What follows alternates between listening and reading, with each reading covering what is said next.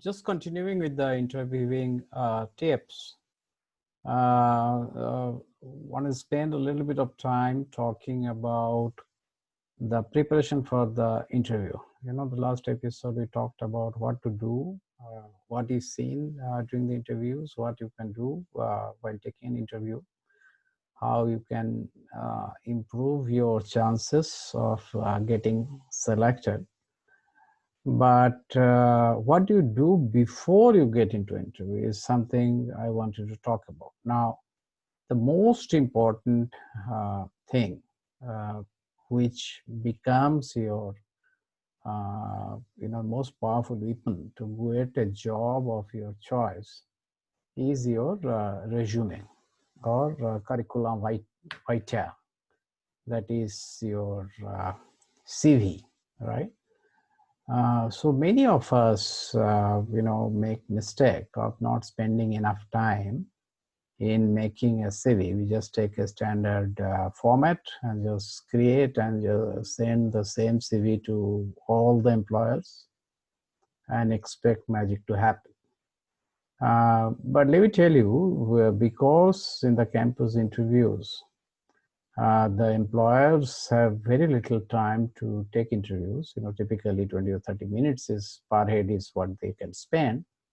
A significant amount of effort goes in studying the individual resumes. This is also important because there are many things is common about the students who are appearing for the interview, right? I mean, you are from the same institute. Typically the institute reputation is the same. You have done similar academics. You can expect same level of non-academic skill activities and skill development. So how do you differentiate? Apart from the grades, the other way to differentiate is the interview and looking at the CV. What should a CV contain? So most institutes make a format and give it to the students, but many institutes don't spend time to find out, how the students have filled up the resume formats. So in that case, the onus comes on the individual concerned to create a resume that stands out. So take a format which is available. If you go to Microsoft Word, you will find standard formats. So look at some formats which people, circulate on the net. There are some, if you give a search, you'll find a lot of, well-received resumes. But I will say that, instead of going for something very, very fancy and where you have to spend a lot of time and maybe under pressure to fill up just because the format looks good, I'll go for a standard format which your institute has given, or if not, go to Microsoft Word and take a format. Now the CV will have 3 to 4 let's put 4 parts. One is of course your the personal information, your name, email ID, contact details, date of birth, and stuff like that. Language is known, and all of that. Second is which of course is very unique to you. You have to fill it up. Second is of your academic background, because you have not worked. If you have worked, there is a section work experience. But yeah, within academics, you would have some internship experience that you can take as work. But more often than not, especially in undergraduate case, you will have an academic portion. So where you follow the standard format, write how you have done in your the degree course and your 10th standard, 12th standard. That is what definitely will be looked at when college recruitment happens.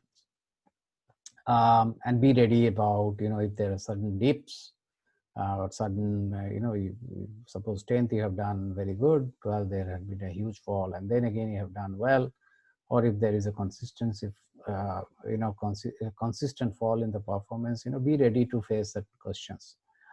The third part of the CV will be the other things which is beyond academics. So what sort of clubs you have attended, what sort of events you have attended, organized. This is a very important thing, because this usually becomes a very important criteria to be selected, because that is where differentiation happens between the students. right?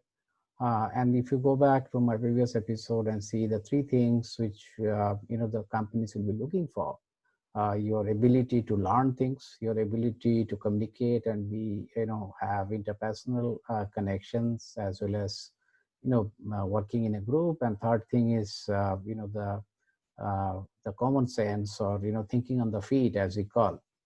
These examples will typically be coming out from the extracurricular activity which you have done. So make sure when you are in college, you take time within the college or outside the college to develop those skills, get involved socially, organize events, be part of events, be part of clubs, local club, university, college clubs, or whatever, and take time to write about it, and be ready. Just don't fill it up without any understanding of what you have really done, because if you have written something and then it is found out that you are not able to talk about it, then you will lose credibility.